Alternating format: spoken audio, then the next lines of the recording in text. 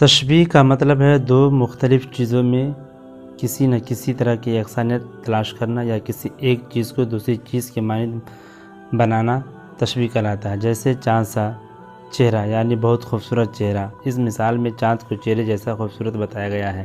شیر کی طرح بہادر لڑکا، پتھر جیسا دل، ان میں بہادر لڑکے کو شیر سے تشبیہ دی گئی ہے اور سخت دل کو پتھر جیسا کہا گیا ہے۔ ہستی اپنی حباب کسی ہے اور یہ نمائش شراب کسی ہے۔ اس شعر میں ہستی زندگی کو حباب بلبلہ جیسا کہا گیا ہے اور زندگی یا دنیا کو شراب دھوکہ کی طرح بتایا گیا ہے۔ تشبیہ کی اجزاء: مشبہ جس سے تشبیہ دی جائے، جیسے چاند سا چہرہ، اس میں چہرہ مشبہ ہے۔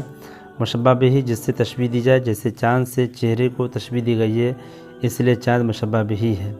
وجہ شبیہ جس وجہ سے تشبیہ دی جائے، چہرے کو خوبصورتی کی بنا پر چاند کہا گیا ہے، یہاں خوبصورتی یا حسن وجہ شبہ ہے۔